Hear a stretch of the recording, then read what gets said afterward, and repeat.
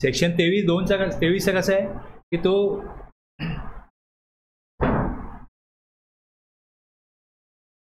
सुरुवात त्याची ती आहे, काही सांगितलं असेल सेक्शन 22(1) मध्ये आणि 24 मध्ये, जर इथे जी वार्षिक उलाढाल आहे ती किती पण असो, ती कितीही असो, जर एखादा व्यक्ती असा सप्लाय करतो तो GST मध्ये याच्यावरती 4 येऊ शकत नाही, म्हणजे पेट्रोलियम प्रोडक्ट 5 आहेत आणि वाईन शॉप आहे, याच्यावरती GST आपल्याला होत नाही. त्यानंतर जो एक्झाम सप्लाय करतो, गुड सर्व्हिसेस दोन्ही काही असो, आणि ॲग्रिकल्चरिस्ट आहे, हे 3 तर झाले. आणि चौथं काय होतं, नोटिफिकेशन काढून गव्हर्नमेंट सांगेल रजिस्ट्रेशन त्यांना घेण्याची गरज नसेल. आता ह्याच्यामध्ये जर माझी ॲक्टिव्हिटी येत नसेल आणि मग 22(1) प्रमाणे माझं जर का वार्षिक उलाढाल जे लिमिट दिलं आहे 10 लाख 20 लाख 40 लाख याच्या पुढे गेली तर रजिस्ट्रेशन घेण्याकरता माझा बिझनेस जो तो पात्र होईल. आणि सेक्शन 24 मध्ये काय दिलं आहे, सेक्शन 24 मध्ये की वार्षिक उलाढाल हा विषयच बघायचा नाही.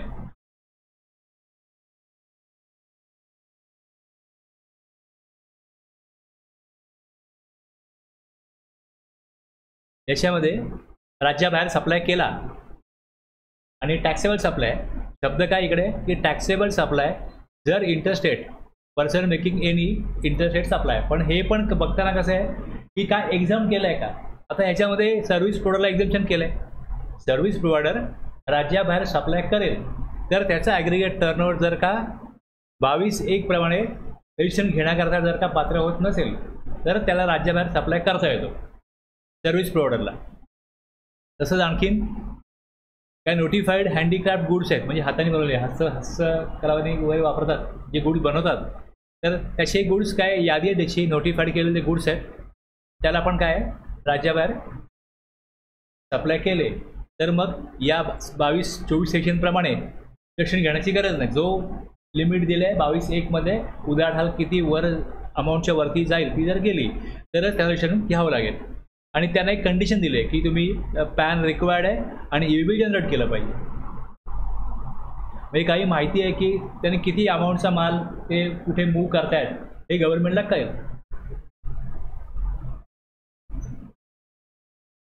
Casual taxable person, casual taxable person हा कोण असतो की समजा एक मर्यादित कालावधी करता जर एखाद्या व्यक्तीला, आणि समजा माझा फिक्स प्लेस ऑफ बिझनेस महाराष्ट्रामध्ये आणि कुठे काय एखादी ॲक्टिव्हिटी आहे, एखादी जत्रा असते, एखादा काय इव्हेंट आहे, कुठला सण आहे, तर वेगळ्या राज्यामध्ये जाऊन तिकडे काय सप्लाय करायचा असेल तर मग त्यासाठी जो फिक्स प्लेस ऑफ बिझनेस जिकडे आहे तिकडे तो वर्षभर बिझनेस करेल.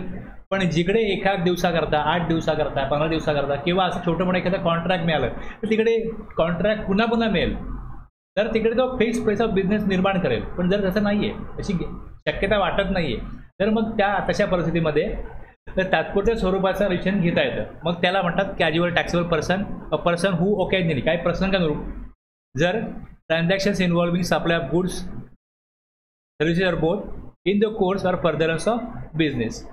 मग तो स्वतःचा बिझनेस म्हणून करो, एजंट म्हणून करो, इन एनी अदर कॅपॅसिटी, त्या स्टेटमध्ये किंवा त्या राज्यामध्ये जिकडे त्याचा फिक्स प्लेस ऑफ बिझनेस नाही आहे तिकडे तो कोण आहे, कॅज्युअल टॅक्सेबल पर्सन. आता हे जर ती ॲक्टिव्हिटी तिथे करायची असेल मर्यादित कालावधी करता तर त्याला रजिस्ट्रेशन हे घ्यावं लागेल. मग ते कशा प्रकारे घ्यायचं, त्याचा टॅक्स कसा भरायचा, मग ते पुढे येईल आपल्याला. इथे फक्त रजिस्ट्रेशन घ्यावं लागेल एवढं आलेलं आहे. आणि ह्यात पण काय केलं आहे की जे कॅज्युअल टॅक्सेबल पर्सन जे नोटिफाईड हँडीक्राफ्ट गुड्स जर का सप्लाय करत असतील तर त्यांना पण एक्झाम्पशन आहे, त्यांना गरज नाही रजिस्ट्रेशन घेण्याची. Reverse charge. आता रिव्हर्स चार्जची केस काय होते की सप्लायर टॅक्स देणार नाही आहे, काही गुड्स किंवा सर्व्हिसेस अशा प्रकारे नोटिफाय केलेत की ज्याच्यावरती रिसिपियंटला टॅक्स देणं गरजेचं आहे. सप्लायर सप्लाय करेल पण तो सप्लाय टॅक्स कलेक्ट करण्याकरता ही जबाबदारी रिस्पॉन्सिबिलिटी आहे ही सप्लायरची नाही आहे, ही रिसिपियंटची आहे. मग या केसमध्ये रिसिपियंटला रजिस्ट्रेशन घ्यावं लागेल. आता सेक्शन 9(3) आहे आणि 9(4) आहे, हे दोन सेक्शन जे आहेत.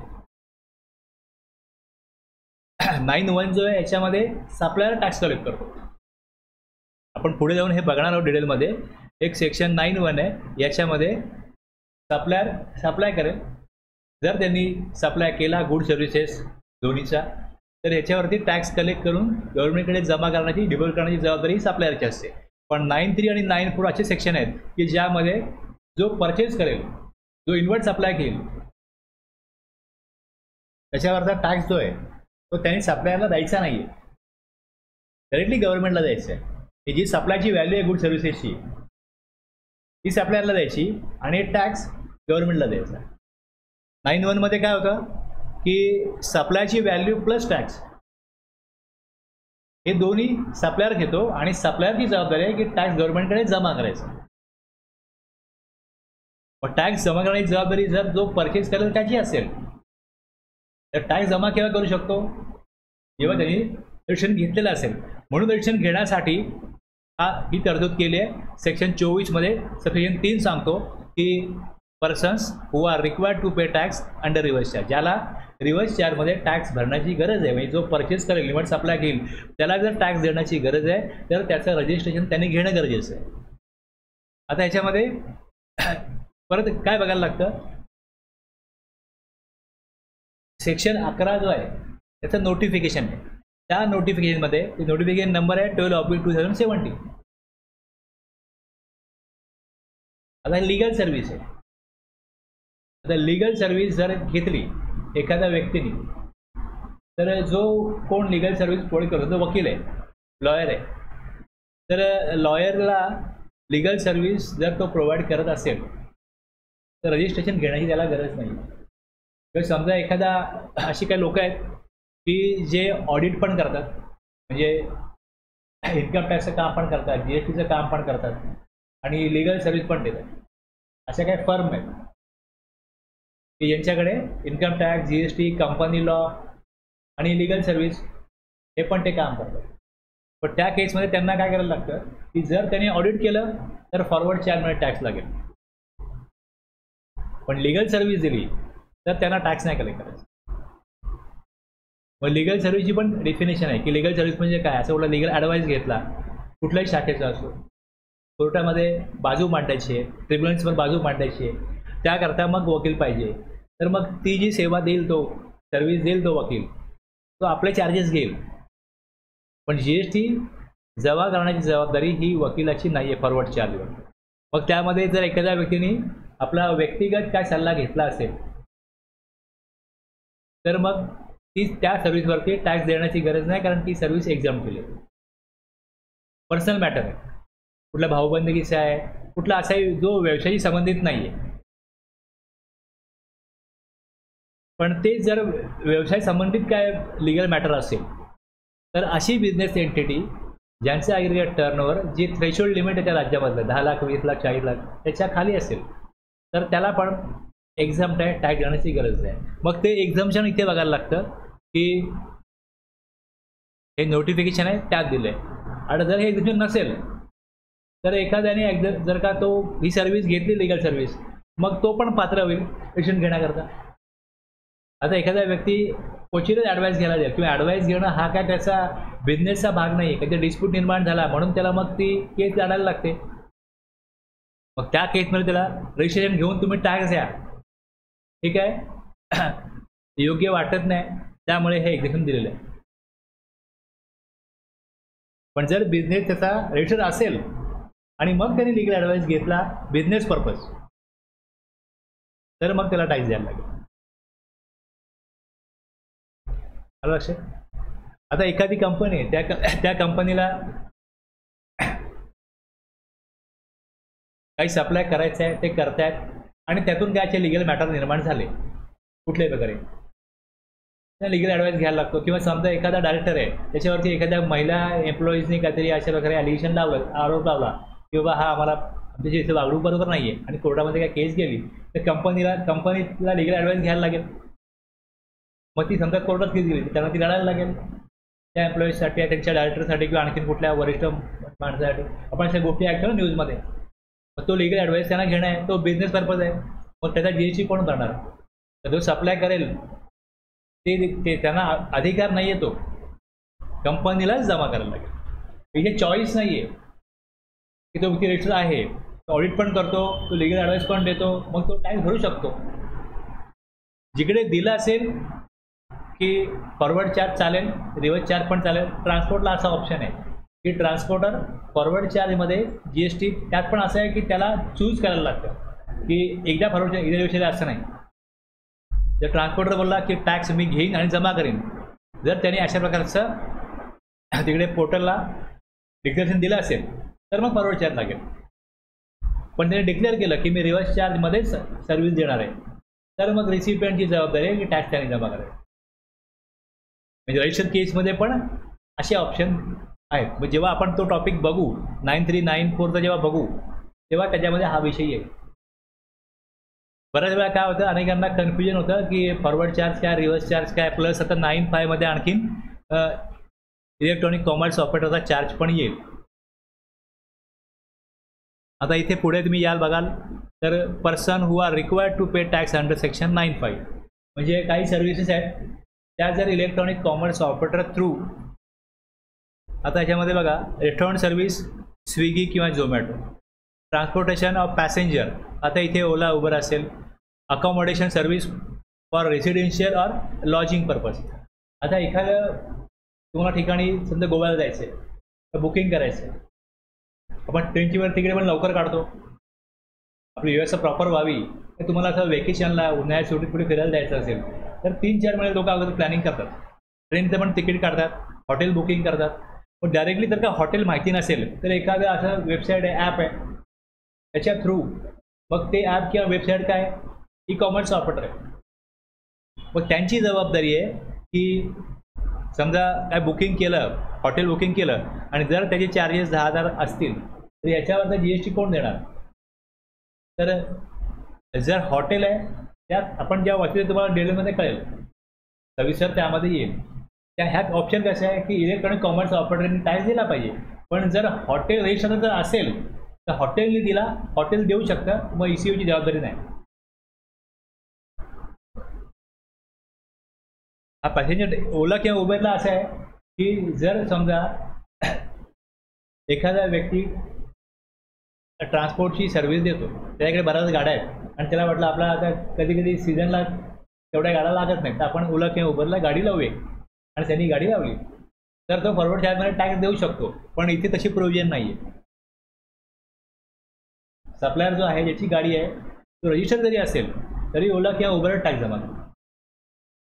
म्हणजे याच्यामध्ये ज्या प्रकारे तरतूद केली असेल त्या प्रकारे होईल. हाऊसकीपिंग सर्व्हिस आहे, प्लंबर, कार्पेंटर, हे जर तुम्ही ई कॉमर्स ऑपरेटर थ्रू जर का त्यांना बोलवलं तर यात पण तशी प्रोव्हिजन आहे की ओला किंवा उबर सारखंच की जर हे प्लंबर किंवा कार्पेंटर रजिस्टर असतील, एखादा मोठा कॉन्ट्रॅक्ट त्याकडे खूप माणसं आहेत, त्याला आला कॉल, तो पाठवतो कोणाला तरी, असं जर होत असेल तर मग सप्लायर रजिस्टर जर असेल तर मग ई कॉमर्स ऑपरेटरला टॅक्स द्यावा लागणार नाही.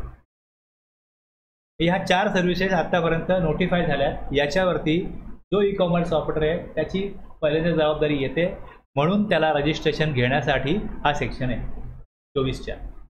Person who are required to pay tax under section 95.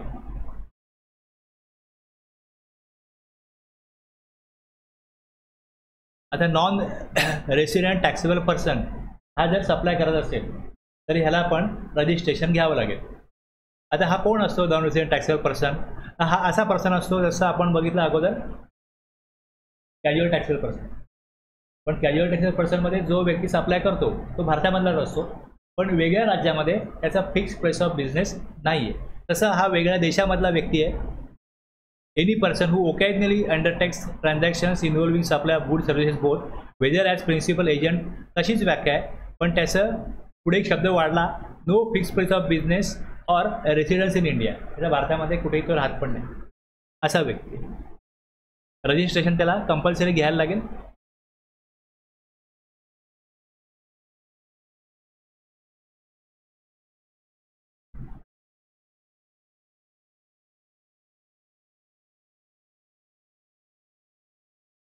आता इथे बघा सेक्शन 27 आहे, special provisions relating to casual taxable person and non resident taxable person, यांच्याकरता इथे विशेष तरतूद केलेली आहे. आता इथे फक्त आपण काय बघतोय, रजिस्ट्रेशन कोणाला घ्यायला लागेल एवढाच विषय बघतो. ते कसं घ्यायचं, काय घ्यायचं, रिटर्न्स तो कधी भरेल, टॅक्स पेमेंट कसं करेल ते वेगळे टॉपिक आहे, त्यात ते येईल.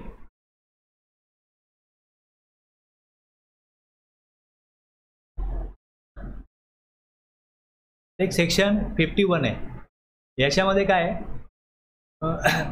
जे गव्हर्नमेंटचे डिपार्टमेंट आहेत किंवा सेंट्रल गव्हर्नमेंट किंवा स्टेट गव्हर्नमेंट आहे, लोकल अथॉरिटी, गव्हर्नमेंटल एजन्सीज, आणखी काय नोटिफाईड कॅटेगरी ऑफ पर्सन्स.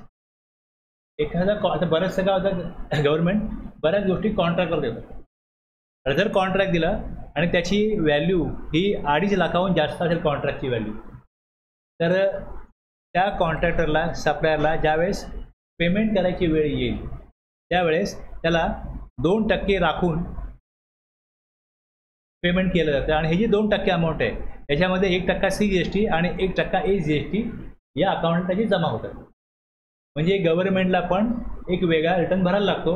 त्यात कुठला GST नंबर आहे, त्याला पेमेंट जेवढं केलं आहे त्याचे 1% CGST, 1% AGST किती आहे ती अमाऊंट त्यात दाखवायला लागते आणि तेवढी अमाऊंट जमा करायला लागते. ही अमाऊंट जमा केल्यानंतर याचा जो नंबर असतो त्याच्या अकाउंटला ते पैसे आलेले दिसतात आणि त्याला क्लेम करायला लागतात आणि ते क्लेम केल्यानंतर त्याच्या कॅश लेजरला ती अमाऊंट जमा होते.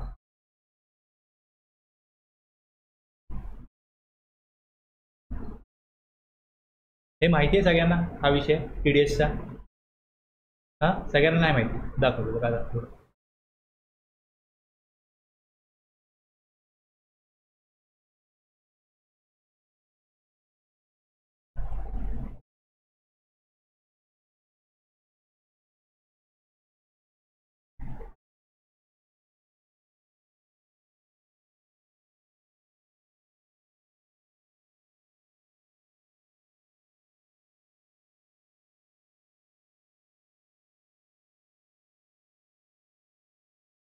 हा जो 2A आहे याच्यामध्ये काय होतं की जसं 2A सगळ्यांना माहिती आहे, तुम्ही काम करत नाही त्याच्यामध्ये, जॉईन झाले.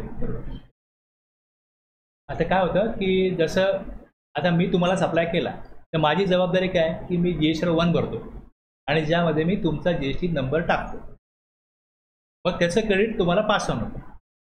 तसं TDS जेव्हा कट केला जातो तेव्हा TDS त्या रिटर्न वेगळा आहे गव्हर्नमेंटचा, त्यात ते तुमचा नंबर देतील.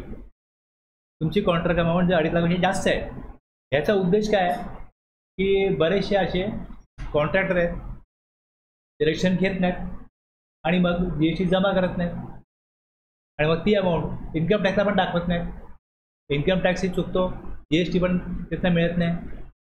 तर ह्या केसमध्ये त्यांना जर का 2.5 लाखाच्या वरती अमाऊंट आहे तर TDS डिडक्ट होणार, 2% त्यांना मिळणार नाही. ते हवे असतील तर टेन्शन घ्यायला लागेल. जर त्यांनी TDS कट केला तर इथे ऑप्शन आहे TDS क्रेडिट, TCS क्रेडिट, हे सेक्शन 51-52 मधनं येतं. Electronic commerce operator through supply केला तर त्याची अशी जबाबदारी आहे की त्यांनी 1% अमाऊंट, म्हणजे जसं मी हा TV बुक केला ॲमेझॉन किंवा फ्लिपकार्टवरती, तर मी पेमेंट करतो अमेझॉन किंवा फ्लिपकार्टला. मग तिकडे वेबसाईटला एंट्री होते की डिलिव्हरी मला कधी झाली, डिलिव्हरी झाली का मग पुढे काय असतं याचं इन्स्टॉलेशन असतं.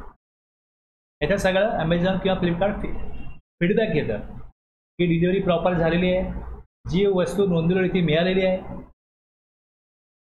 डॅमेज असेल म्हणजे माझ्या बाबतीत असं घडलं की मी अगोदर TV मागवला, तो डॅमेज आला. डॅमेज आल्यानंतर मी त्याचं ऑनलाईन कंप्लेंट नोंदवली की डॅमेज मिळालेलं आहे. त्यांच्याकडून मला कॉल आला, त्यांनी सांगितलं की तुम्ही चालू करा TV लावून आडवा करून त्याला आणि त्याचा फोटो काढा. फोटो काढून आम्हाला पाठवा. फोटो काढून त्यांना पाठवला तर इमिजिएटली त्यांनी लगेच माणूस पाठवून तो परत घेऊन गेले आणि दुसऱ्या क्षणी एवढी अमाऊंट पे केली होती तेवढी माझ्या अकाउंटला परत क्रेडिट झाली. म्हणजे इथे कंपनीकडून दुसरा TV येत नाही, तुम्ही परत ऑर्डर द्या. म्हणजे अमेझॉन किंवा फ्लिपकार्ट किंवा इतर कुठल्याही ई-कॉमर्स ऑपरेटर आहे यांचं जबाबदारी आहे की कोणी फसवला जाऊ नये. अगोदर एक प्रॉडक्ट मागवलं होतं, त्यात दिलेली वैशिष्ट्य नव्हती, तर मी कंप्लेंट नोंदवली की बाई ह्यात जी वस्तू सांगितली आहे ती वस्तू नाही आहे. त्यांनी मला सांगितलं की तुम्ही ती रिटर्न करा. मी रिटर्न केली, इमिजिएटली मला पैसे त्याचे रिफंड झाले. मग त्यांची जबाबदारी आहे की प्रॉपर काय होईल, लोकांपर्यंत जी वस्तू सांगितली जाईल ती पोचेल आणि बाकीचं अशा कुठे काय असतील डॅमेज वगैरे तर ते रिटर्न होतील. तोपर्यंत ते पेमेंट करत नाही. त्याची वस्तू आहे त्याला पेमेंट ते तोपर्यंत करत नाही जोपर्यंत त्यांच्या ग्राहकाला ती वस्तू प्रॉपर मिळत नाही. ती जबाबदारी ते घेतात. आता त्यांना मग गव्हर्नमेंटने काय प्रोव्हिजन केली, जर तुमच्याकडे पैसे येत आहेत तर तुम्ही तो सप्लाय कोणी केला त्याला जेव्हा अमाऊंट त्याची द्याल ती 99% द्या, 1% आम्हाला द्या. त्याचे जीएसटी नंबर सगळं म्हणजे आम्हाला द्या, म्हणजे त्याची रिटर्न भरायचा, त्यात ती माहिती द्यायची की किती जणांचे पैसे त्यांनी घेतलेले आहेत, सप्लाय केलेलं आहे त्यांच्या थ्रू. त्यांची माहिती डेटा मिळतो गव्हर्नमेंटला की किती लोक किती प्रमाणामध्ये, किती लाखामध्ये, किती करोडमध्ये ऑनलाईन व्यवसाय चालला आहे. फ्युचर काय आपल्या भारताचं, पुढे काय तरतुदी करायच्या एकंदरीत या सगळ्या बदलत्या परिस्थितीमध्ये हे पण सरकार ठरवता येतं. आणि त्यांचा जीएसटी पण जमा होतो. म्हणजे रजिस्ट्रेशन घेतल्याशिवाय त्यांना सप्लायच करायचं नाही. आणि मग तो ह्या 2 केसमध्ये काय होतं, रजिस्ट्रेशन घ्यावंच लागेल कारण त्यांना ती अमाऊंट मिळायला पाहिजे असेल तर.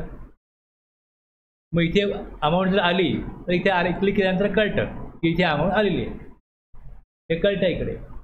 आणि मग आली असेल हे फक्त बघण्याकरता आहे. हा GSTR 2A काय बघण्याकरता आहे की माझं नाव कोणी टाकलेलं आहे कुठे. B2B म्हणजे आणि क्रेडिट नोट यामध्ये काय होतं की डेबिट नोटला सप्लाय केला आहे इथे माहिती देईल. काही गुड्स परत गेले तर मग त्याची क्रेडिट नोट बनते. अमाऊंट व्हॅल्यू वाढली तर डेबिट नोट बनते. हा वेगळा टॉपिक आहे, हा मी घेईन तेव्हा जास्त तुम्हाला हे क्लिअर होईल की यातला फरक काय असतो डेबिट नोट क्रेडिट नोटमधला. त्याचप्रमाणे इकडे ISD आहे, TDS, TCS आहे, इम्पोर्ट, हे 4 यामध्ये पार्ट आहेत ABCD.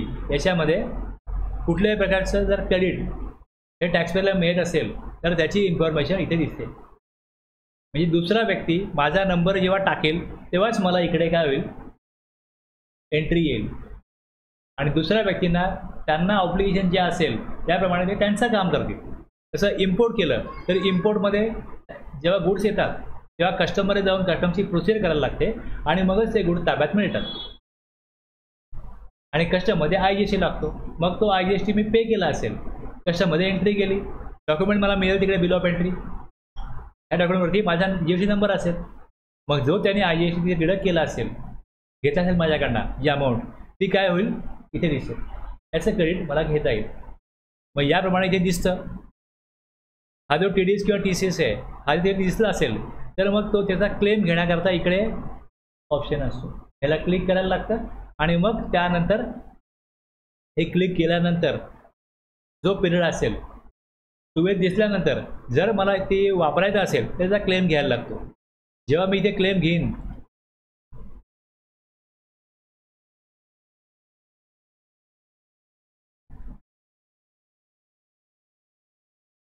इथे मला अमाऊंट दिसेल. मला क्लिक केलं इथे मला एंट्री ॲक्सेप्ट किंवा रिजेक्ट करता येईल. ॲक्सेप्ट केली OTP जाईल आणि मग ती अमाऊंट काय होईल कॅश लेजरला. तुम्ही जसं इथे बघाल हे cash ledger, it is the credit ledger. तशी कॅश मी ॲक्सेप्ट करीन ते इथे कॅश जमा होईल.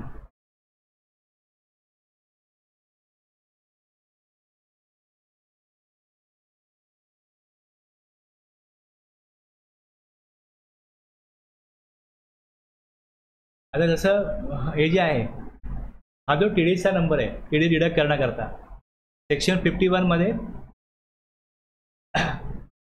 आता स्टेट गव्हर्नमेंट आहे, सेंट्रल गव्हर्नमेंट आहे, त्यांना TDS डिडक्ट करायचा असतो. समजा रेल्वे आहे तर रेल्वेचा ऑलरेडी एक नंबर असतो GST कलेक्ट करण्याकरता, कारण ते टॅक्स अप्लाय करतात.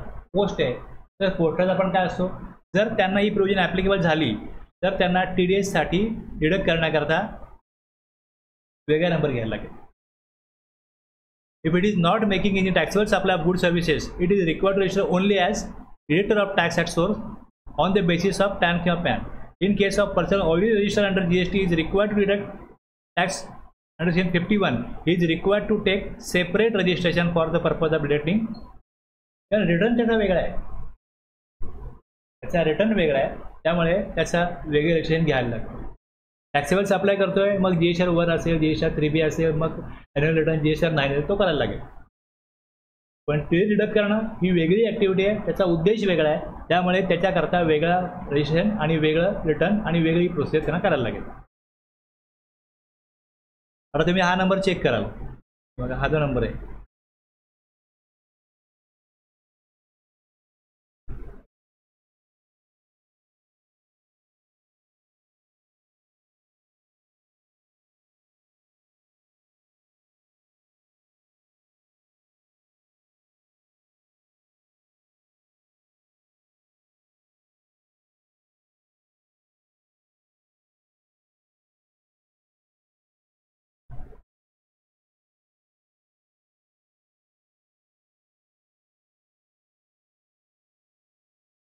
काय नाव आहे? Panvel city municipal corporation. हे काय आहे sir? Legal name of business. आणि ट्रेड नेम काय दिसतं? Panvel municipal corporation. Tax payer type काय आला? Tax deductor. आता जर कुठल्याही प्रकारचा टॅक्स जर कलेक्ट केला जात असेल पनवेल म्युन्सिपल कॉर्पोरेशनकडनं, तर त्यांना वेगळा नंबर घ्यायला लागेल टॅक्स कलेक्ट करण्याकरता. हा फक्त टॅक्स डिडक्ट करण्याकरता घेतलेला नंबर आहे.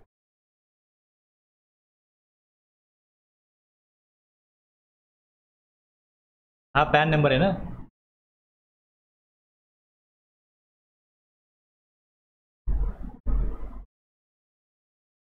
Search by pan.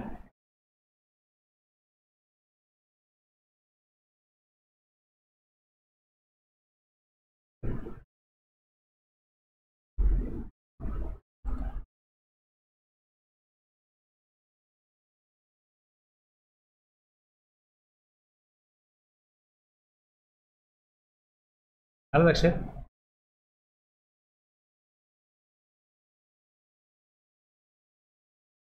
बी कधी भरले, J-1 कधी भरले हे कळतं.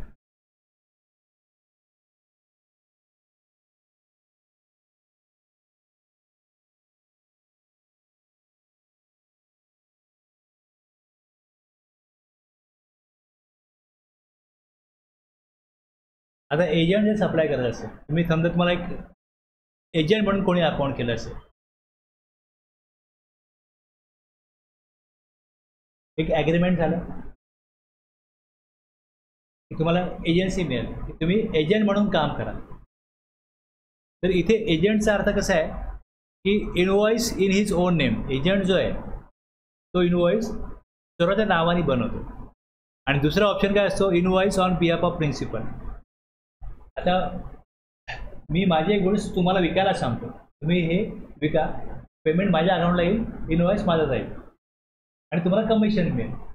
आता जर तुम्हाला कमिशन मिळत असेल 2%, 5%, 10%, तर जोपर्यंत तुमचं ॲग्रिगेट टर्नओव्हर मग थ्रेशोल्ड लिमिट एक्सिड करत नाही, रजिस्ट्रेशन तोपर्यंत घ्यायचं नाही आहे. पण जर इनवॉइस तुम्ही तुमच्या नावाने बनवत असाल, म्हणजे प्रिन्सिपलचं आणि एजंटचं एक ॲग्रीमेंट होईल की ॲग्रीमेंटप्रमाणे तुम्हाला ॲज अ एजंट आम्ही अपॉइंट केलं आहे आणि मग एजंटच्या जबाबदाऱ्या काय, प्रिन्सिपलच्या जबाबदाऱ्या काय, वॉरंटी गॅरंटी कशा प्रकारे कंझ्युमरला द्यायची, कोणाची काय जबाबदारी, हे सगळं ॲग्रीमेंटमध्ये येईल. जर का अशा प्रकारचं ॲग्रीमेंट झालं आणि ॲज अ एजंट म्हणून कोण सप्लाय करत असेल तर रजिस्ट्रेशन कंपल्सरी आहे. मग थ्रेशोल्ड लिमिट जो आहे त्याचा विषय येणार नाही.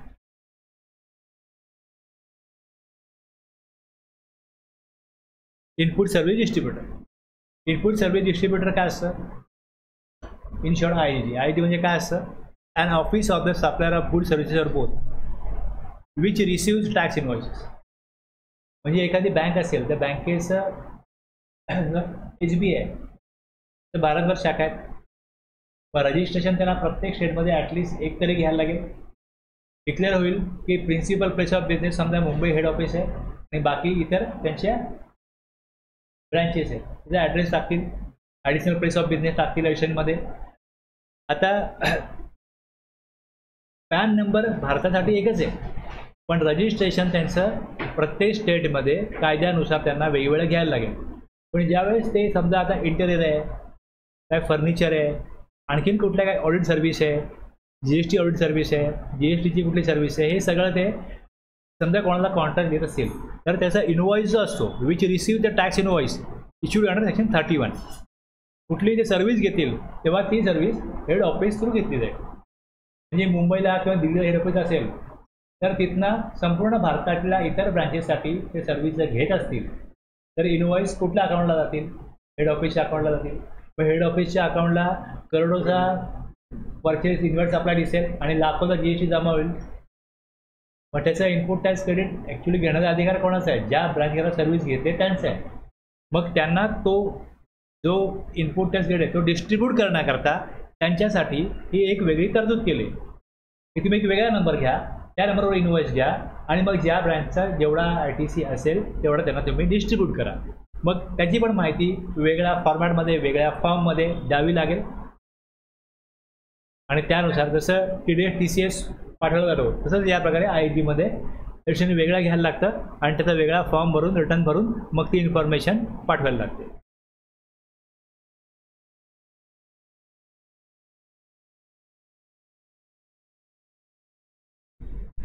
Person who supply good services or both.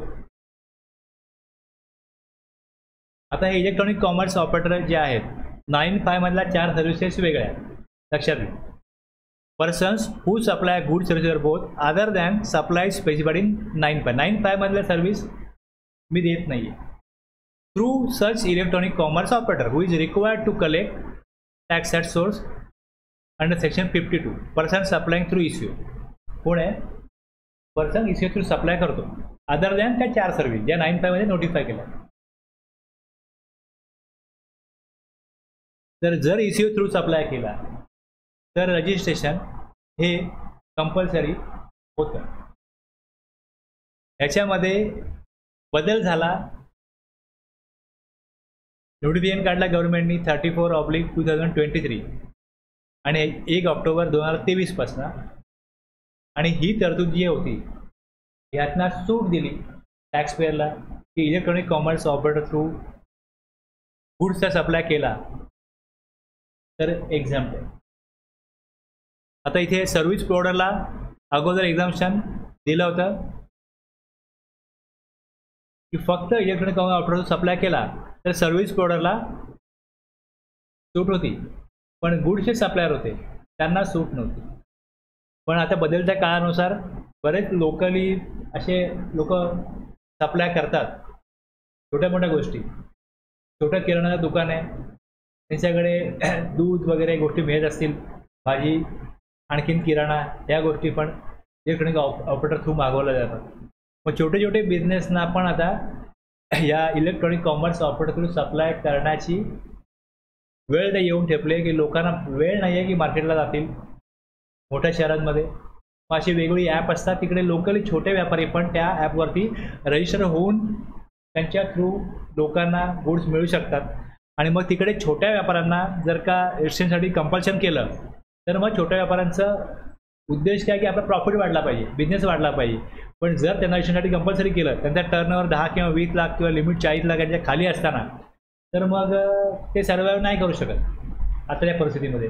म्हणून त्यांना मग सर्वाईव्ह करता येणं शक्य व्हावं म्हणून ही तरतूद बदलत्या काळानुसार आता e commerce operator through supply केला तर जोपर्यंत सेक्शन 22(1) मध्ये जी वार्षिक उलाढाल त्यांची जी लिमिट दिली आहे तिथपर्यंत जर का जात नाही तोपर्यंत त्यांना रजिस्ट्रेशन घेण्याची गरज नाही. अशा प्रकारची सूट या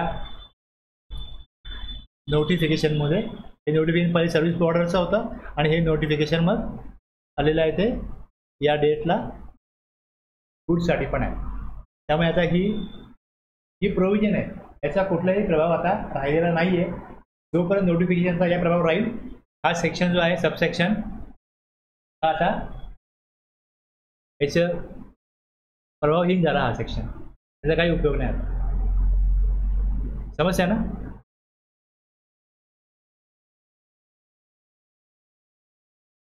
ई कॉमर्स ऑपरेटर जो ई कॉमर्स ऑपरेटर पैसे कलेक्ट करतो सेक्शन 52 म्हणजे काय? ज्याला पैसे कलेक्ट करून मग तो सप्लायरला देतो. 2% 1% त्याला जर डिडक्ट करायला सांगायचं आहे तर ECOला लायबल फॉर रजिस्ट्रेशन. जर when he is required to collect tax जर तो रिक्वायर्ड नाही आहे कलेक्ट नाही करत आहे तर मग नॉट रजिस्ट्रेशन.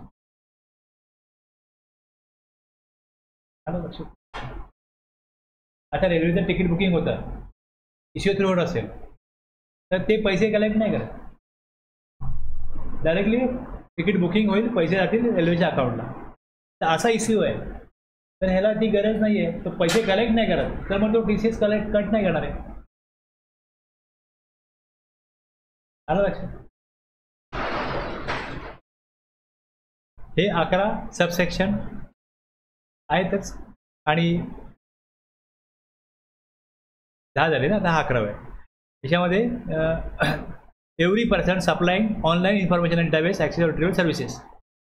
आता हे काय असतं, online information and database access retrieval services हे काय असतं. आता बघा, एखादं सॉफ्टवेअर मी वापरतो किंवा टॅली वापरतो. तर टॅलीसाठी मला जसं ऑफिसमध्ये एक कम्प्युटर आहे, डेटा ह्याच्यामध्ये आहे, सॉफ्टवेअर ह्याच्यामध्ये आहे. आता टॅली मला क्लाउडवरनं वापरता येतं. जसं तुम्ही ईमेल करता, कुठला ईमेल तुम्ही करू शकता ना, लॉग इन करा आणि ईमेल करा, आलेले ईमेल बघा. तसं ते सॉफ्टवेअर लॉग इन करायचं, लॉग इन केलं काय समोर मला स्क्रीन येते. स्क्रीन आली त्या ठिकाणी आम्ही टॅली चालू करतो.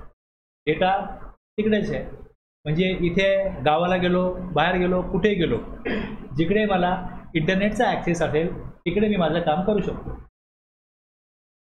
आता ज्या ठिकाणी माझा डेटा आहे बघा, तुम्ही ATM मधनं पैसे काढता, भरता कुठे पैसे, अकाउंट कुठे आहे, मुंबईत आहे. गावाला जाऊन पैसे विड्रॉ करू शकता. म्हणजे तुमच्या अकाउंटला किती पैसे आहेत हे कुठल्या तरी अशा सिस्टीममध्ये आहे, जी सिस्टीम तुम्हाला ऑल ओव्हर इंडिया कुठनंही म्हणजे जगातला कुठलाही ॲक्सेस करता येत असेल. तर याचा अर्थ काय, ती इन्फॉर्मेशन कुठल्या तरी सर्व्हरला आहे, कम्प्युटरला आहे, आणि तो सर्व्हर कुठे आहे, भारतामध्येही असेल, भारताबाहेरही असेल. नेटफ्लिक्स आहे, असं कुठलं एंटरटेनमेंटचं साधन आहे, तुम्ही सबस्क्रिप्शन घेता, एकदा का आपण ते घेतं सबस्क्रिप्शन तर आपण ते कुठेही बघू शकतो. पण ते जिकडनं प्रसारित होत आहे ते कुठे आहे, भारताबाहेर आहे, भारतामध्ये. Online information and database access retrieval services means services whose delivery is mediated by information technology over the internet or an electronic network and the nature of which renders their supply essentially automated. Supply जो आहे programming केलं आहे, setting केलं आहे, automatic supply होतो. and involving minimal human intervention and impossible to ensure in the absence of information technology. म्हणजे टेक्नॉलॉजीच्या एवढ्या प्रोग्रेसमुळे काय झालं, या प्रकारची सर्व्हिस दिली जाऊ शकते. ज्यामध्ये काय इन्क्लूड होतं, ज्यामध्ये येतं ॲडव्हर्टायझिंग ऑन द इंटरनेट, दुसरं येतं प्रोव्हाइडिंग क्लाउड सर्व्हिस, जसं टॅलीचं बोललं तुम्हाला क्लाउड सर्व्हिस आहे. Provision of ebook, movie, music, software, other intangibles through telecommunication network or internet. Providing data or information retrieval or otherwise to any person in electronic form through a computer network. Online supplies of digital content, movies, television shows, digital data storage, online gaming, excluding. आता इथे काय म्हटलंय बघा, online gaming excluding the online money gaming as a define in section 280B of CGST act. आता याच्याकरता आहे ना वेगळी provision केली. 24 हा जो इथे 11 होता, हा 11A इथे केला आणि त्यात ते प्रोव्हिजन केली. रजिस्ट्रेशन कंपल्सरी घ्यायला लागेल कोणाला, ORDI सर्व्हिस प्रोव्हायडर. आता जसं तुम्ही बघता लॉटरी किंवा इतर गेम वगैरे आहेत, याचे सर्व्हर भारताबाहेर आहेत, पण भारतामधले युजर ते रमी खेळू शकतात, कुठलेही ऑनलाईन गेम खेळू शकतात. मग रजिस्ट्रेशन त्यांना घ्यायचं आहे. जसं मी नेटफ्लिक्स सबस्क्राईब केलं, चार्जेस पे केले, इयरली असतील, मंथली असतील, किंवा समजा एखादा गेम खेळायचा, गेमचे त्या वेळचे असतील. रजिस्ट्रेशन त्यांना कंपल्सरी घ्यायला केलं असेल तरच पुढे GST मिळू शकतो गव्हर्नमेंटला. म्हणजे जर रजिस्ट्रेशन कंपल्सरी केलं आहे तर मग त्याचा टॅक्स रेट किती आहे त्याला बघायला लागेल, किती टॅक्स जमा करायचा आहे, त्याची व्हॅल्यू काय हे बघायला लागेल. बघा पुढे जाऊन काय आहे, तुम्हाला पुढे जाऊन टॉपिक आहे ज्यात तुम्हाला दिलं आहे की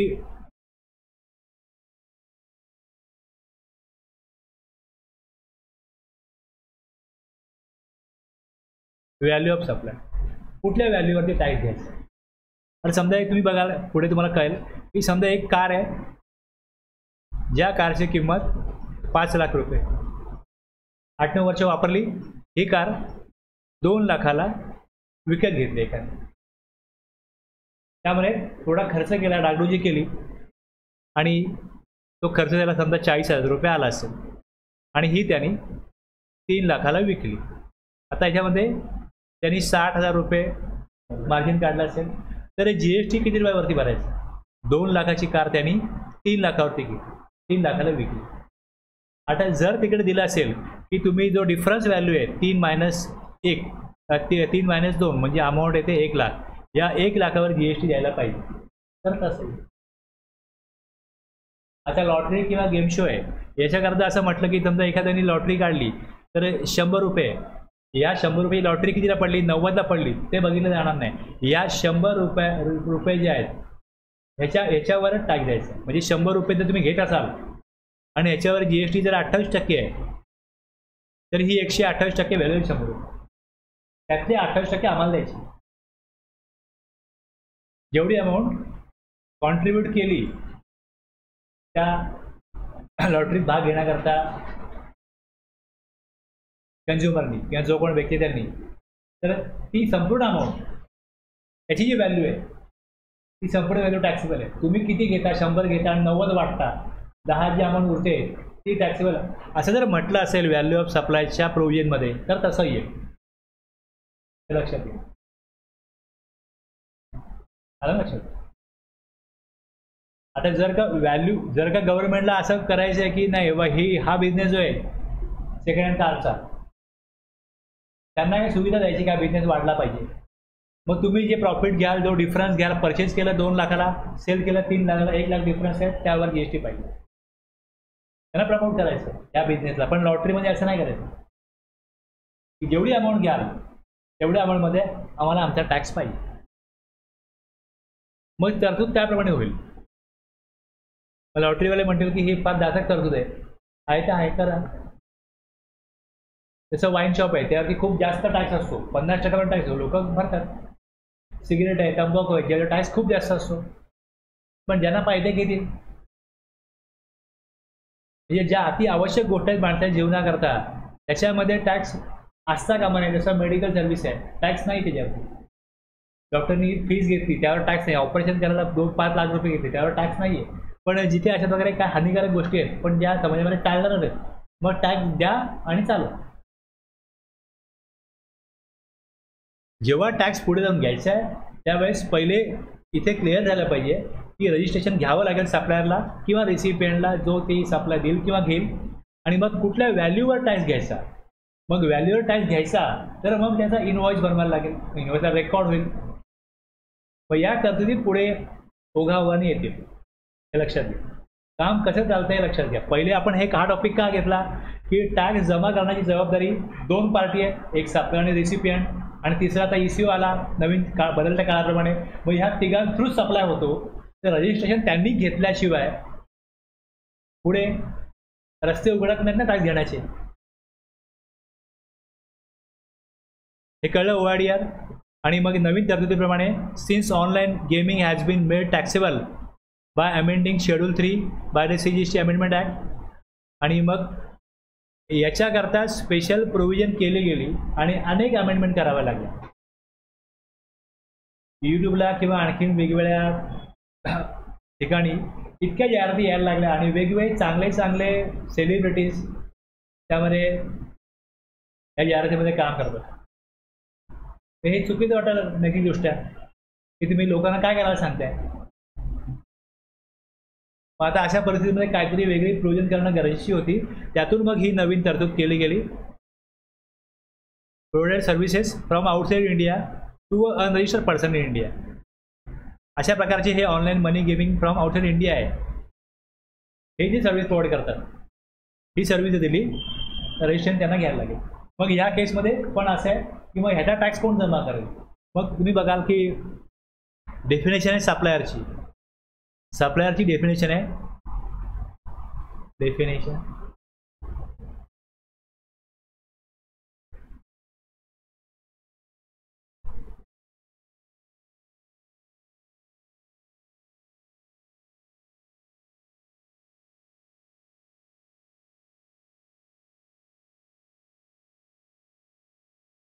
आता हे अमेंडमेंट करून आलं आहे. ऑनलाईन मनी गेमिंग,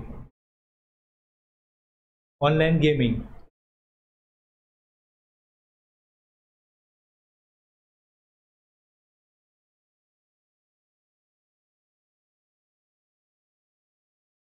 हे बघा स्पेसिफाईड ॲक्शनेबल क्लेम, हे सगळं यात betting, casinos, gambling, horse racing, lottery, online money gaming सगळं कव्हर केलं.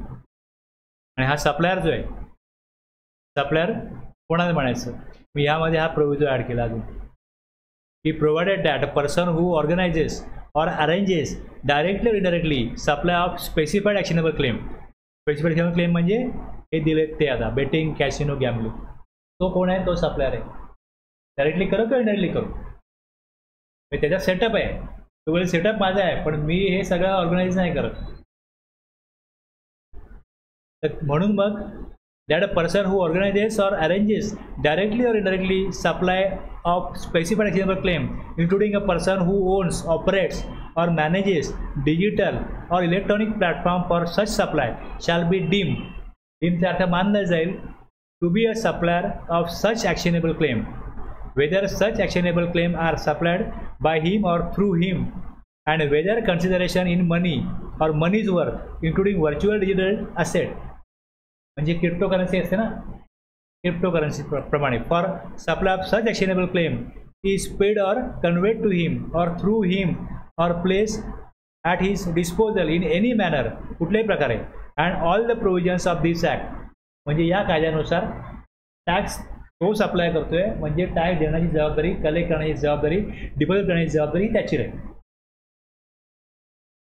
म्हणजे एखादा कायदा बनवणं त्याचा उद्देश काय की हे असे जे रमीचे वगैरे गेम आहेत त्याच्यामध्ये जी अमाऊंट लोक इन्व्हेस्ट करतात त्याचा त्यांना काय पैसे मिळो ना मिळो, ही अमाऊंट ते टाकतील, त्याच्यावर गव्हर्नमेंटला टॅक्स पाहिजे. मग त्यानुसार ही प्रोव्हिजन आली. म्हणजे एवढं सगळं अमेंडमेंट केल्यामुळे काय झालं, त्याला कायद्याच्या कक्षेमध्ये आणता आलं. अगोदर ते कायद्याच्या कक्षेमध्ये नव्हतं, त्यामुळे ते असं म्हणत होते या गेमवाले कोण कोण की आम्ही हे लॉटरी नाही आहे आमची, आम्ही याच्यामध्ये काहीतरी पुढं टाकतो, क्विज आहे आमचं, मग त्यामध्ये बुद्धिमत्ता वापरायला लागते, त्यामुळे हा जुगार नाही आहे, एक रॅन्डम नंबर लावला आणि मग तो लागला तर पैसे मिळतील असं नाही आहे. तर हे मग त्याप्रमाणे त्यांनी डेफिनेशन चेंज केली, बऱ्याच गोष्टी चेंज केल्या, आणि या सगळ्या प्रकारचे जे काही गेम आहेत ऑनलाईन ते सगळे या कायद्याच्या कक्षामध्ये आणण्याकरता हे सगळे आवश्यक बदल केले.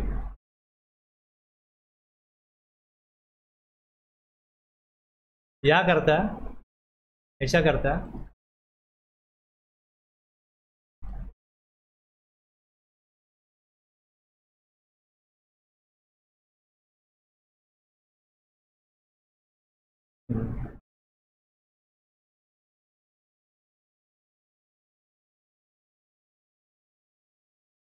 तीनच पानात ही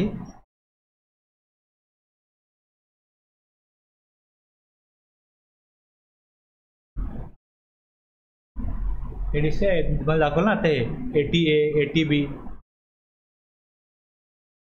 ते काय म्हटलं, हा in section 2 of the central goods and service tax act after clause 80 the following clauses shall be inserted. आता ह्याला हे आपण जे बघतोय याला सबसेक्शन नाही म्हणत, याला सबसेक्शन नाही म्हणत, सेक्शन 2 आहे. आता ह्या 103चा आणि 104चा एकमेकांशी काही संबंध नाही, तर हे कोण झाले, क्लॉज झाले. लक्षात घ्या, एकमेकांना कनेक्टेड असतील तर मग सबसेक्शन, एकमेकांशी संबंधित नाही आहे. तर मग ह्याच्यामध्ये त्यांनी सांगितलं काय करा, इकडे 80A 80B 80 नंतर इन्सर्ट करा.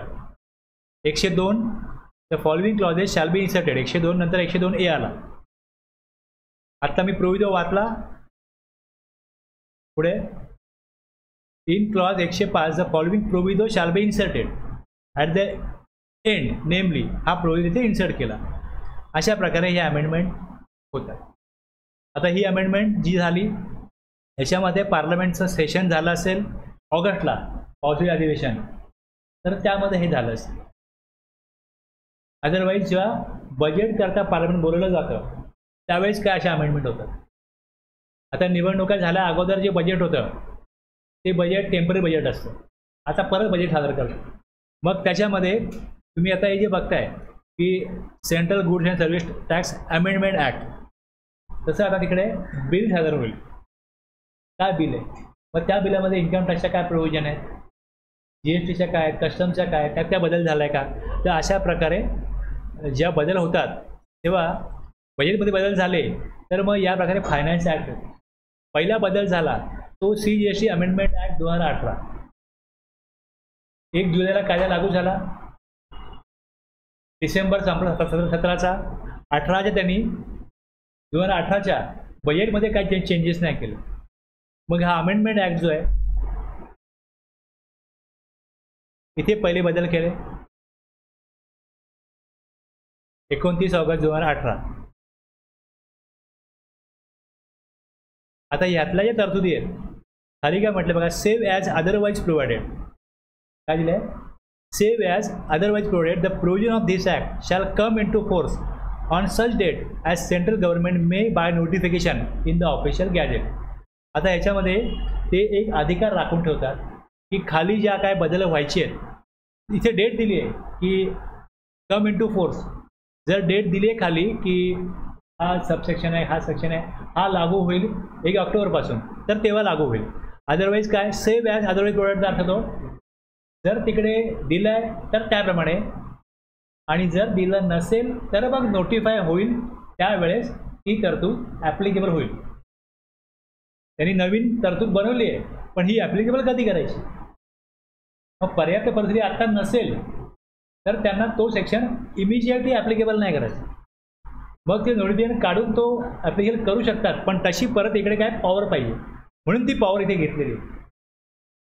इथे तो अधिकार घेतलेला आहे. म्हणजे ज्या वेळेस ही अमेंडमेंटचा हे जे बिल जे आहे, विधेयक जे आहे, हे ज्यावेळेस सादर केलं असेल संसदेमध्ये त्यावेळेस याप्रमाणे आम्ही तरतूद करतोय, सगळ्यांना मान्य आहे, मान्यता मिळाली तरच त्याला कायदेशीर मूल्य येतं, कायदेशीर त्याला व्हॅल्यू येते, लिगल व्हॅल्यू येते. अशा प्रकारे तुम्ही बघाल तर इथे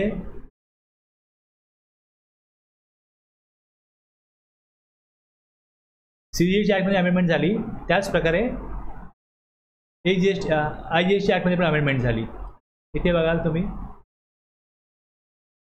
इथे बघा फायनान्स ॲक्ट दिले, finance act ordnance, finance act, हे फायनान्स ॲक्ट इथे पण आहे.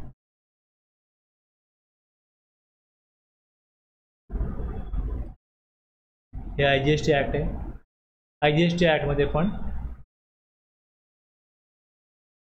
हा सेक्शन 40A आणला गेला.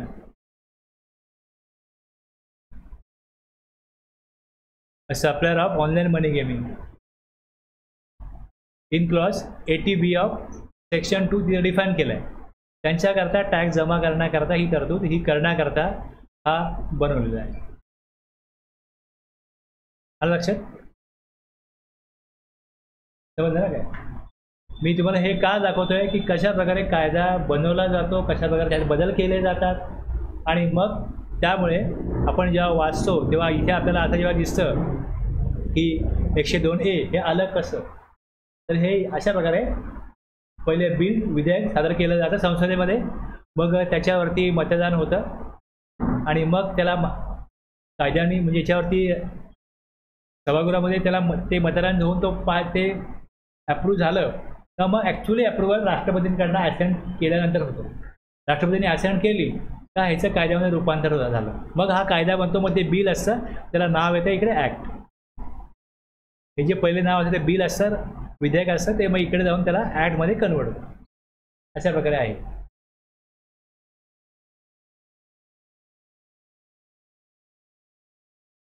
तर हे सगळे मी एका व्ह्यूमध्ये एका पेजवरती मांडलेत की मी काय बघितलं. मुख्य ह्याच्यामधला 22.1 होता, मग 22.2, 22.3, 22.4 आणि त्याच्यामध्ये परत प्रोव्हिजन होते, एक्सप्लेनेशन होते, ते तिथे खाली दिले की यातनं काय समजून तुम्हाला घ्यायचं आहे. उलाढाल जी असते, वार्षिक उलाढाल, ॲग्रिगेट टर्नओव्हर, त्यामध्ये काय घ्यायचं. सेक्शन 23ला काय बघितलं आणि सेक्शन 24ला आता आपण जे बघितलं ते हे आहे. ओके, आणि हा जो सेक्शन आहे 12वा, यामध्ये गव्हर्नमेंटकडे पॉवर आहे की ते काही क्लास ऑफ पर्सन्सना रजिस्ट्रेशन घेण्याकरता कंपल्सरी करण्यासाठी नोटिफिकेशन काढू शकतात.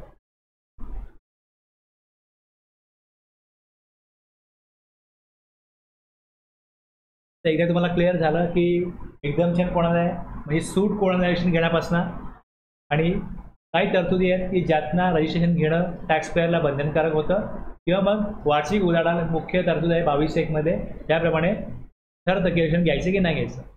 एकदा का रजिस्ट्रेशन घ्यायचं आहे ठरलं का नंतर पुढचा प्रश्न येतो की रजिस्ट्रेशन, आता इथे हू सप्लायरने घ्यायचं रजिस्ट्रेशन घ्यायचं, ह्याचं उत्तर मिळतं.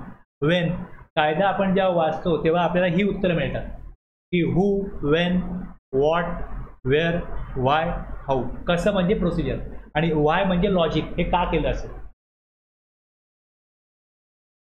आता हे जसं ऑनलाईन गेमिंग किंवा रमीचे गेम वगैरे भारताबाहेर ना ऑपरेट होतात, हे केव्हा गव्हर्नमेंटला कळलं. आता का आणि काय होतं, आपल्याला एक आपलं समाधान होतं, ते करायचंच आहे आपल्याला, पण आपण जेव्हा करतोय तेव्हा याचं कारण कळलं तर आपल्याला एक ऊर्जा मिळते करायला, प्रेरणा मिळते काम करायला. मी तुम्हाला काही सांगतोय, हे असं का केलं असेल, लॉ मेकरने काय विचार केला असेल, हे काय त्यांनी मला सांगितलेलं नाही, पण आपण एक अंदाज लावतो बा हे या करता केलं असेल. जसं गुड्सचे सप्लायर आहेत, e commerce operator through supply करा. पहिले काय व्हायचं, ई कॉमर्स ऑपरेटर थ्रू मोठे मोठे सप्लायर म्हणजे टी व्ही विक्रेते आहेत, ऑनलाईन टी व्ही वगैरे वस्तू मिळायच्या, पण असं किराणा सामान मिळत नव्हतं. आता ते मिळायला लागलं, मग छोट्या मोठ्या व्यापाऱ्यांना फटका बसायला लागला की डीमार्टचं ॲप आहे, लोक घरनं ऑर्डर करतात, त्यांना घरपोच वस्तू मिळतात.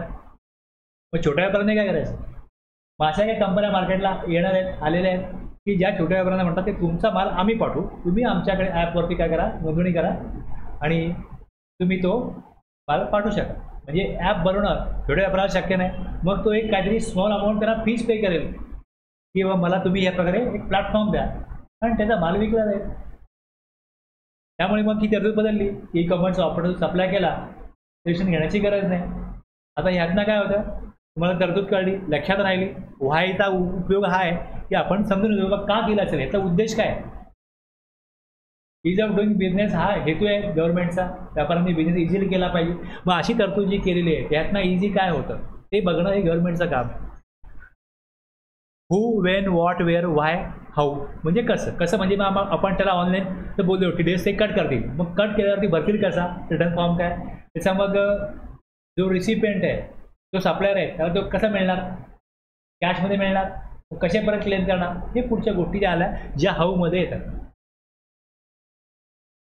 म्हणजे टॅक्स पेअर कशा प्रकारे काम करतो हे जे तुम्हाला कळलं तर, किंवा त्यांनी कसं करायला पाहिजे त्यात हे तुम्हाला जर कळलं तर मग स्क्रुटिनीमध्ये तुम्ही चेक कराल की काय चुकीचं केलं आहे, ऑडिटमध्ये चेक कराल काय चुकीचं केलं, डिमांड रिकव्हरी जेव्हा काढायची वेळ येईल तेव्हा कुठल्या बेसिसवर त्यांनी काय चुकीचं केलेलं आहे. म्हणजे टॅक्स पेअरची जबाबदारी जर चुकली तर डिपार्टमेंटकडनं त्याला पुढे काहीतरी कारवाईला सामोरं जायला लागेल.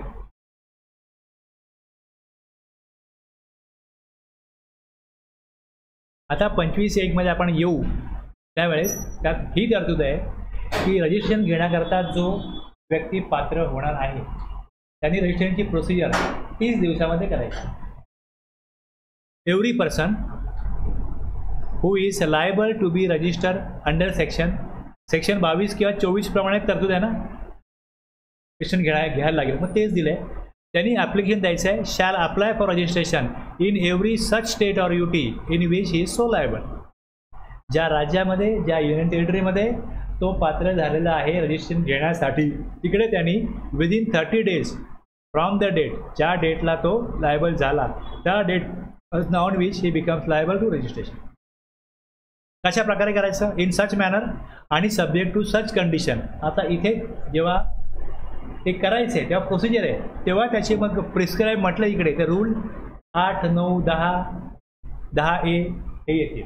8 मध्ये ॲप्लिकेशन द्यायचं आहे, 9 मध्ये डिपार्टमेंट व्हेरिफिकेशन करेल, डॉक्युमेंट आणि इतर माहिती बघेल, त्यात काय ॲडिशनल माहितीची गरज असेल तर त्याप्रमाणे टॅक्सपेअरला इंटिमेट केलं जाईल.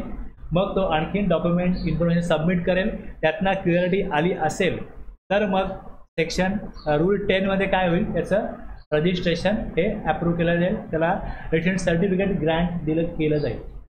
आणि त्यानंतर पुढे जेव्हा GSR 1 भरायची डेट येते त्याच्या आत त्यांनी 10A हा रूल आहे, बँक डिटेल्स हे भरले पाहिजे. पूर्वी काय होतं, पूर्वी बँक डिटेल्स रजिस्ट्रेशन करत असतानाच भरायला लागायचं. तेव्हा 10A नव्हता. 10A का आणायला लागला की बँक करंट अकाउंटसाठी जेव्हा अकाउंट ओपन करायला इकडे यापर्यंत जातो तेव्हा बँक त्याच्याकडे GST नंबर विचारायला लागला की GST नंबर द्या. तर GST नंबर तिकडे बँक डिटेल टाकल्याशिवाय मिळत नाही. हा व्यापाऱ्यांचा प्रॉब्लेम होता. मग गव्हर्नमेंट रूल चेंज केला की बँक डिटेल्स शिवाय तुम्ही काय करा, ॲप्लिकेशन करा आणि नंतर मग नंबर मिळाल्यानंतर रिटर्न भरण्यापूर्वी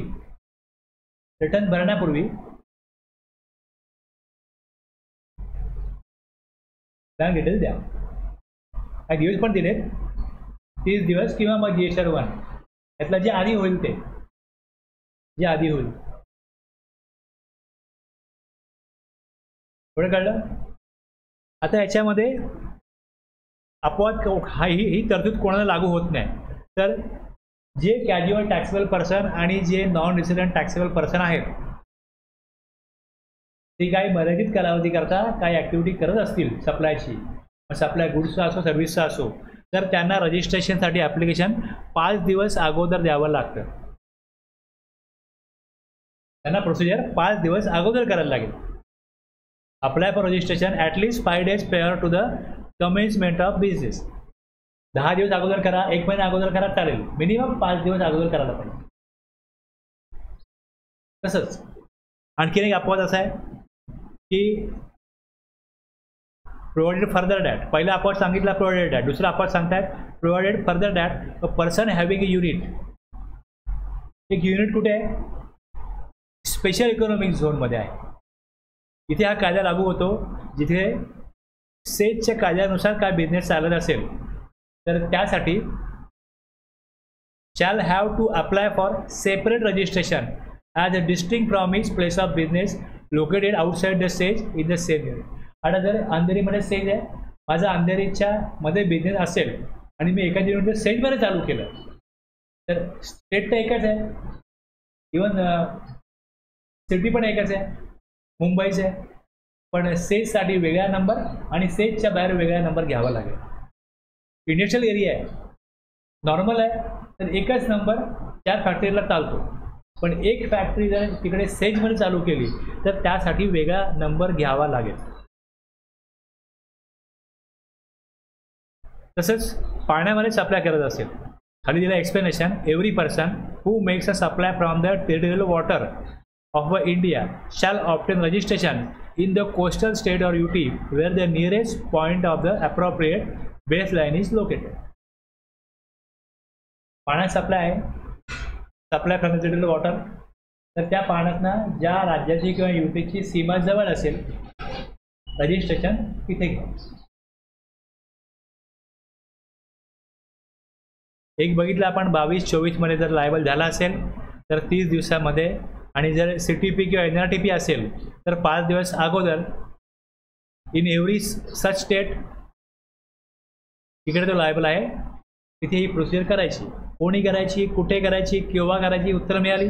सेज स्टडी वेगळेशन घ्यायचं आणि पाण्यामध्ये सप्लाय करत असेल तर इथे पण त्यांनी रेशन त्याप्रमाणे घ्यायचं. क्लिअर आहे एवढं?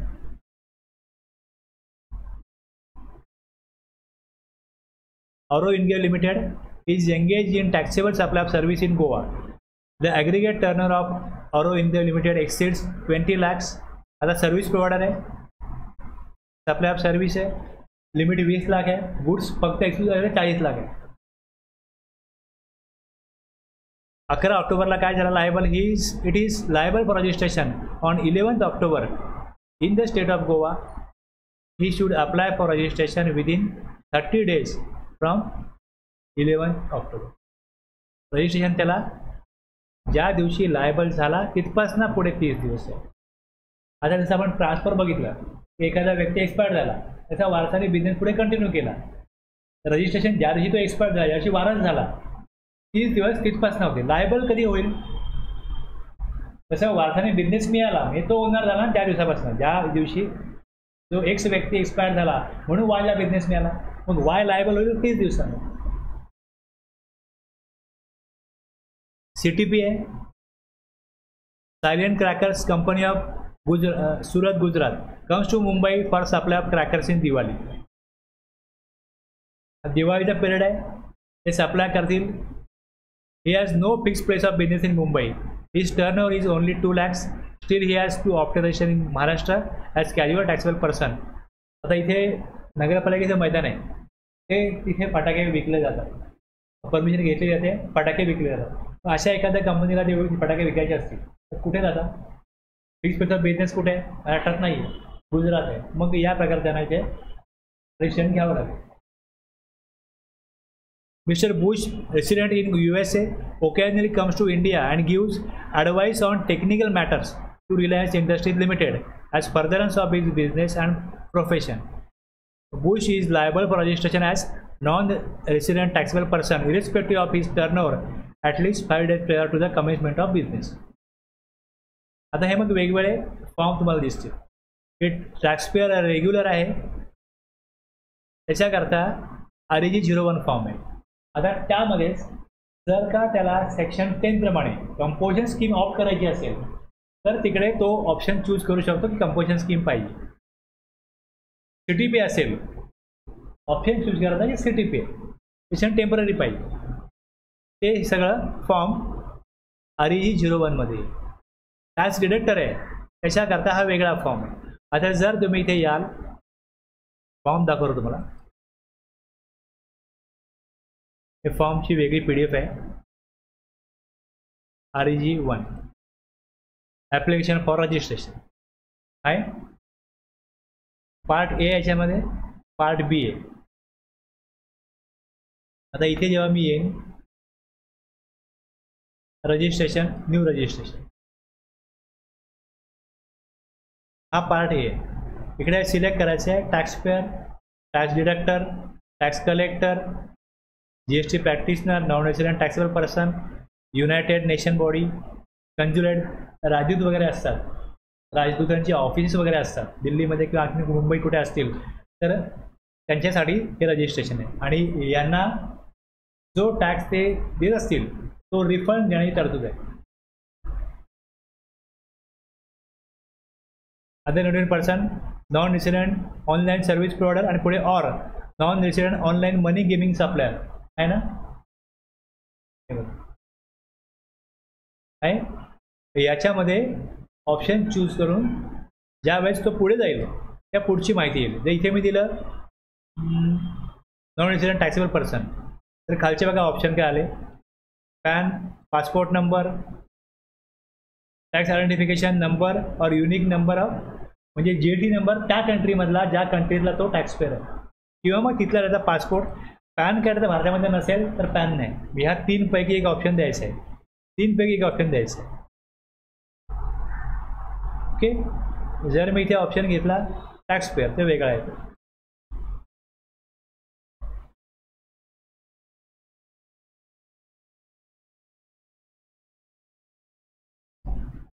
आता इथे हा जसं मी प्रोसीड करेन, प्रोसीड केल्यानंतर जो फॉर्म आहे REG 1, मग REG जो पुढे दिला आहे, वेगवेगळे फॉर्म दिलेत, यातला जो फॉर्म जे त्यांनी सिलेक्ट केलं आहे त्यानुसार तो फॉर्म पुढे येतो. त्यातली माहिती त्याला भरायची. शोधायची गरज नाही किंवा मला टॅक्स डिडक्टर आहे तर मग REG 7 द्या, कलेक्टर आहे, E-कॉमर्स ऑपरेटर आहे 7, हे नॉन रेसिडेंट टॅक्सेबल पर्सनला 9, युनायटेड नेशन बॉडीला 13, कन्ज्युलेट 13, 10. हे फॉर्म समोर येणार, ऑटोमॅटिक ते पुढे येणार. हा A पार्ट भरला का इकडे काय होतं, ईमेल ॲड्रेस आणखीन मोबाईलवरती OTP जातो, तो व्हेरीफाय होतो. आणि मग पार्ट B एवढं झालं पूर्ण. तर पार्ट B 15 डेजमध्ये भरायचा असतो. नाही भरला तर मग हे सगळं एक्सपायर्ड होणार, परत करा ही प्रोसिजर. आणि डॉक्युमेंट वगैरे जे आहेत ते सगळे त्यात भरायचे पार्ट B मध्ये.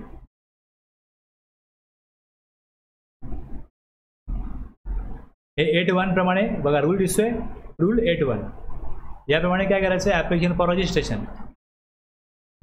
हा पार्ट A मध्ये लिगल नेम ऑफ बिझनेस जे पॅनवर दिलं आहे ते लिहायचं, permanent account number, email, mobile, हे व्हेरीफाय होईल. त्यानंतर पुढे जाऊन मग हे कुठल्या प्रकारचा बिझनेस आहे, हे टॅक्सपेअरचं काम आहे, तो हे करतो. आता जर त्यांनी तिकडे दिलं असेल ही माहिती, समजा कंपनी दिली, मग कंपनीचे काय डॉक्युमेंट्स आहेत जे व्हेरीफाय करायचे हे तुम्हाला माहिती करून घ्यायला लागेल. पार्टनरशिप डीड असेल, पार्टनरशिप फर्म असेल तर मग त्यांचे काय डॉक्युमेंट चेक करायचे, ॲड्रेस प्रूफ काय चेक करायचे, इतर डॉक्युमेंट काय चेक करायचे. अमेंडमेंटसाठी आलं तर हे डॉक्युमेंटमध्ये काय बदल झाला, पार्टनरशिप फर्म आहे, 4 पार्टनर आहेत, 5वा आला, एक पार्टनर रिटायर्ड झाला तर डीड बदलतं, डीड चेंज झालं मग ते परत द्यावं लागतं. मग या प्रकारे वेगवेगळ्या प्रकारे हे सगळं डॉक्युमेंट कशा प्रकारच्या काय बघायचे असतात. कंपनी डॉक्युमेंट वेगळे असतात, पार्टनरशिपचे वेगळे असतात. इथे खाली कंपोजिशन डिक्लेरेशन इथे आहे, हे डिक्लेअर करेल तो. मॅन्युफॅक्चरर आहे, सगळं दिलेलं ऑप्शन काय काय, बिझनेस कधी सुरू केला,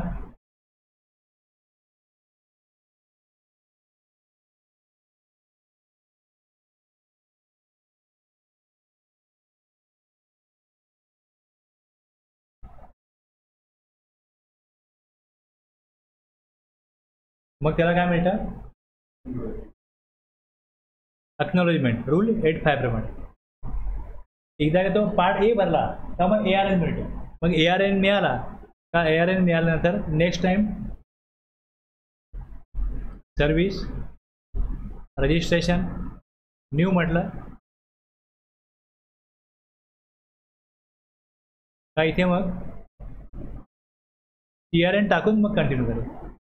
इथे पार्ट ए केला तर पार्ट करण्याकरता इथे टेम्पररी रेफरन्स नंबर मिळतो, तो टाकून पुढची प्रोसेस करायची. ठीक आहे, ब्रेक नंतर बघूया आता आपण एक पुढचा भाग, इथे ब्रेक घेऊया.